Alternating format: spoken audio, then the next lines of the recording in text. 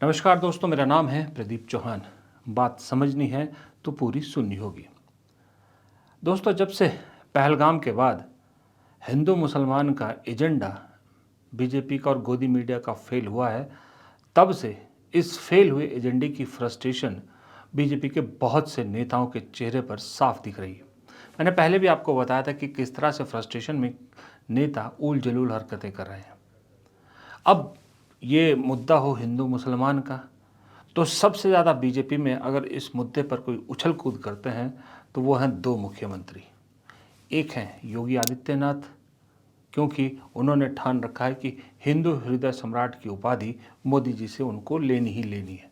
और दूसरे हैं असम के मुख्यमंत्री हेमंत बिस्वा शर्मा। अब हेमंत बिस्वा शर्मा अपनी कुर्सी बचाने के लिए हिंदू मुसलमान के मुद्दे को ज़्यादा कैच करते हैं, या कि वो भी हिंदू हृदय सम्राट बनना चाहते हैं, ये मुझे मालूम नहीं। लेकिन ये है कि हिंदू मुसलमान का जब मुद्दा आए तो हेमंता बिस्वा शर्मा भी सबसे पहले उस पर कूद पड़ते हैं। और उनका फेवरेट शब्द भी है, क्या बोलते हैं वो, मियाँ जी। मियाँ जी याद है, आपने बहुत बार सुना होगा। तो लेकिन इस बार मुद्दा चला नहीं। इस बार लगा था उन्हें कि अब तो बहुत बड़ा मुद्दा मिल गया, लेकिन इस देश की जनता ने इस नफरत की राजनीति को पूरी तरह से रिजेक्ट कर दिया। कश्मीर से लेकर कन्याकुमारी तक लोगों ने दिल खोल कर कहा कि इस एजेंडे को आगे नहीं बढ़ने देना है। अब उस चक्कर में कुछ हाथ लगा नहीं, लेकिन करना तो है कुछ। तो हेमंता बिस्वा शर्मा ने अपना वही पुराना सब्जेक्ट उठा लिया, गौरव गोगोई का। अब हेमंत बिस्वा शर्मा ने फिर से कहा है कि गौरव गोगोई की पत्नी अभी भी पाकिस्तान की एनजीओ की सैलरी लेती है और उनके बच्चे भारतीय नागरिक नहीं हैं। इस बात का वो लगातार प्रचार कर रहे हैं और साथ में कहते हैं कि जल्द ही पब्लिक डोमेन में सारे डॉक्यूमेंट होंगे। पहली बात तो ये है कि अगर इतनी बड़ी बात है तो हेमंता बिस्वा शर्मा मुख्यमंत्री है, ये सारे जो जानकारी है पब्लिक डोमेन में क्यों डालेंगे, कानूनी कार्रवाई क्यों नहीं करते। अगर गौरव गोगोई पाकिस्तानी जासूस हैं, उनकी पत्नी पाकिस्तान के लिए काम करती है, तो कानूनी कार्रवाई क्यों नहीं होगी, पब्लिक डोमेन में क्यों डालेंगे। दूसरी तरफ गौरव गोगोई आज भी अपनी बात पे कायम है। उन्होंने चैलेंज किया है। अब हेमंत बिस्वा को चैलेंज किया, हेमंत बिस्वा ने चैलेंज को एक्सेप्ट नहीं किया, कोई जवाब नहीं दिया। उन्होंने चैलेंज किया है कि अगर ये मुझ पर लगाया, मेरी पत्नी पर जासूसी के जो इल्ज़ाम हेमंत बिस्वा शर्मा लगा रहे हैं, अगर ये साबित नहीं कर पाए तो क्या हेमंत बिस्वा शर्मा, सीधा उन्हीं से पूछा है कि आप अपनी कुर्सी से इस्तीफ़ा देंगे, क्या आप अपने परिवार, अपने पत्नी और उनकी फर्म को लेकर पूछे गए सवालों का जवाब देंगे। लेकिन हेमंत बिस्वा शर्मा इसमें खामोश है। यानी कि एक बात साफ है हेमंत बिस्वा शर्मा, जो असम में अभी हो रहा है, असम में मुझे एक चीज़ बिल्कुल साफ दिख रही है कि दो चीज़ों से हेमंता बिस्वा शर्मा को बहुत दिक्कत हो रही है। एक है गौरव गोगोई और दूसरा है कांग्रेस। दोनों चीज़ों से दिक्कत हो रही है और कहीं ना कहीं हेमंता बिस्वा शर्मा को भनक लग गई है कि कांग्रेस तख्ता पलट असम में कर सकती है अगर गौरव गोगोई लीड करते हैं तो। इसलिए वो दोनों को एक साथ निशाना बना रहे हैं। अभी कल परसों रात को असम में कांग्रेस के एक सांसद और एक विधायक की गाड़ियों पर जिस तरह से हमला हुआ, जिस तरह से उन पर हमला हुआ, वो साफ दर्शाता है कि जिस तरह से कानून व्यवस्था वहाँ पर है और जिस तरह से विपक्षी पार्टी के सांसदों और विधायकों को निशाना बनाया जा रहा है, क्या मुख्यमंत्री को इस चीज़ की भनक नहीं है, खबर नहीं है। इंसिडेंट्स के बाद तो खबर है, कोई गिरफ्तारी, कोई कुछ नहीं हुआ।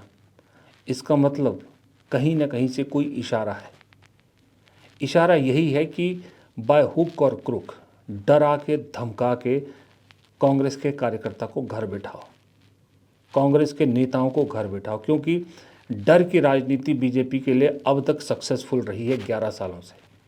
11 सालों से डर की राजनीति ने कितनी ही पार्टियां तोड़ी, कितने ही लोग इधर से छोड़ के उधर चले गए।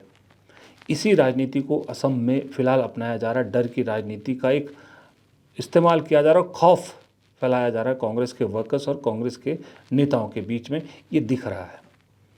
एक तरफ ये किया जा रहा है, दूसरी तरफ हेमंत बिस्वा शर्मा गौरव गोगोई की पत्नी को लेकर एक जिस तरह से एक इमेज बनाने की कोशिश करें, जैसे दिल्ली में राहुल गांधी और सोनिया गांधी को नेशनल हेराल्ड मामले में भ्रष्टाचारी इमेज बनाने की कोशिश की जा रही, नैरेटिव बनाने की कोशिश कर रही। ठीक उसी तरह से असम में गौरव गोगोई और उनकी पत्नी को पाकिस्तानी एजेंट के तौर पे पेश करने की कोशिश की जा रही। लेकिन गौरव गोगोई और राहुल गांधी में एक बड़ा बेसिक सा फ़र्क है।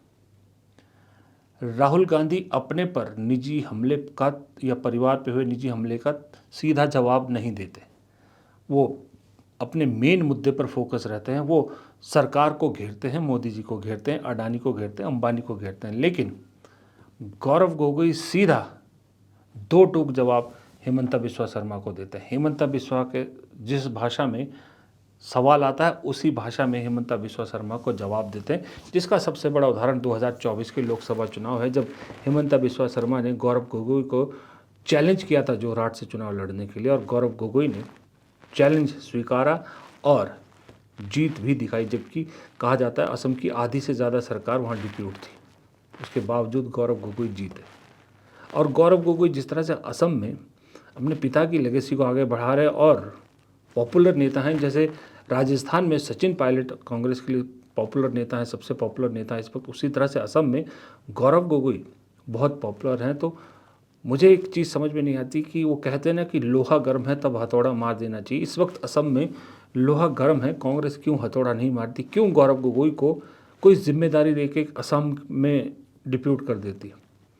बेशक आप प्रदेश अध्यक्ष ना बनाओ, लेकिन जैसे कैंपेन कमेटी का अध्यक्ष कुछ भी बनाया जा सकता है। पॉलिटिक्स में तो बहुत सारे पद होते हैं, लेकिन एक पद के सहारे आप गौरव गोगोई को फ्रंट में ले आइए कि बना दीजिए, हेमंता बिस्वा शर्मा वर्सेस गौरव गोगोई लड़ाई को बना दीजिए।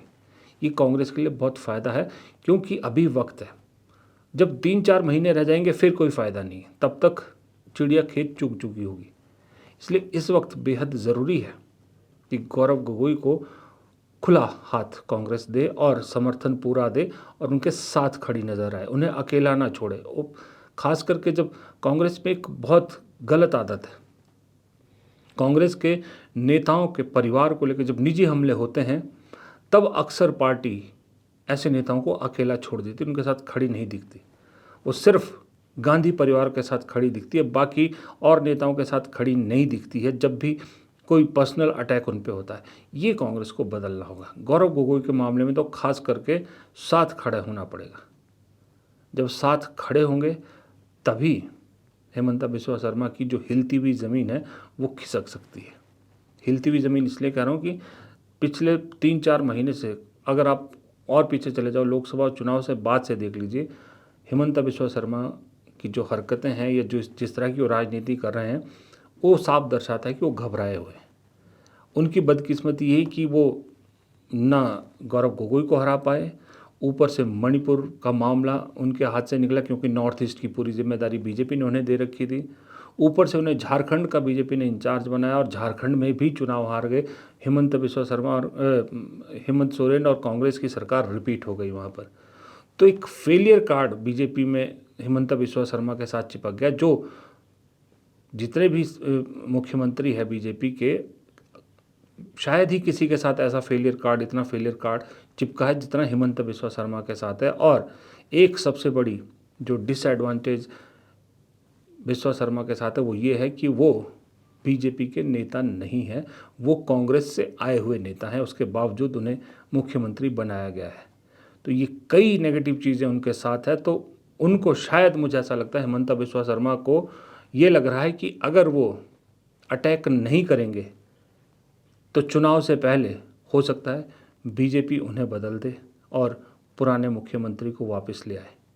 ये डर हेमंत बिस्वा शर्मा को ज़्यादा है, इसलिए वो अब गौरव गोगोई के परिवार को ज़्यादा निशाना बना रहे हैं, निजी हमला कर रहे हैं। उन्हें लगता है कि निजी हमला करेंगे तो गौरव गोगोई को तोड़ना ज़्यादा आसान है। लेकिन यहाँ फिर वही रिपीट करूँगा बात कि इम्पॉर्टेंट रोल आ जाता पार्टी का कि वो किस तरह से खड़ी होती है गौरव गोगोई के साथ। और मुझे उम्मीद है कि पार्टी कुछ करेगी, गौरव गोगोई के साथ खड़ी होगी। क्योंकि मैं इसलिए कह रहा हूँ ये बात कि जब भारत जोड़ो न्याय यात्रा राहुल गांधी ने की थी, जो सेकंड लेग था भारत जोड़ो यात्रा का, उसमें राहुल गांधी जब असम गए थे तो राहुल गांधी ने पहली बार किसी मुख्यमंत्री को लेकर हमला किया था, जहां उन्होंने कहा था हिमंता बिस्वा शर्मा इस देश के सबसे भ्रष्ट मुख्यमंत्री है। वरना भारत जोड़ो यात्रा हो कुछ हो, उन्होंने किसी मुख्यमंत्री को लेकर हमला नहीं किया था, लेकिन हिमंता बिस्वा शर्मा को टारगेट किया था। और कहीं ना कहीं हिमंता बिस्वा शर्मा को लेकर राहुल गांधी के दिल में भी टीस है, जो उन्होंने राहुल गांधी और गांधी परिवार के बारे में चीज़ें बोली है। और दूसरा, मुझे लगता है राहुल गांधी की जो प्रायोरिटी लिस्ट है, जैसे गुजरात प्रायोरिटी लिस्ट में है, उसी तरह से असम भी उनकी प्रायोरिटी लिस्ट में है। वो किसी भी हाल में असम में जानते हैं कि असम में बहुत अच्छा चांस है, कांग्रेस थोड़ी मेहनत करती है तो अगले साल केरल, फिर असम, फिर पंजाब, ये 3 राज्य ऐसे हैं अगले 1-1.5 साल में, 2 साल में, जहां कांग्रेस बहुत अच्छी तरह से वापसी कर सकती है। और अगर ये 3 स्टेट कांग्रेस वापस हासिल करने में कामयाब होती है तो एक पार्टी का रुतबा बढ़ता है कि 6 स्टेट में सरकार है। क्योंकि उसके बाद देखिए, ये बात तो तय है, उसके बाद जब जिन 3 राज्यों में अभी सरकार है कांग्रेस की, खास करके हिमाचल और कर्नाटक में, वो भी चुनाव में जाएंगे 29 से पहले, और चुनाव में जाएंगे तो एंटी इनकम्बेंसी उन्हें भी झेलनी पड़ेगी, वहाँ भी रिपीट होने के कांग्रेस के चांस कम रहते हैं। तो इसलिए बेहद ज़रूरी है कि उससे पहले पहले कांग्रेस 3-4 स्टेट में अपनी सरकार बना ले। इसलिए राहुल गांधी को लगता है कि असम इम्पॉर्टेंट है पंजाब और केरल के साथ साथ, और कोशिश तो गुजरात की है, और अगर उसमें कामयाब हो गए फिर तो किला वैसे ही ढह जाएगा। नमस्कार।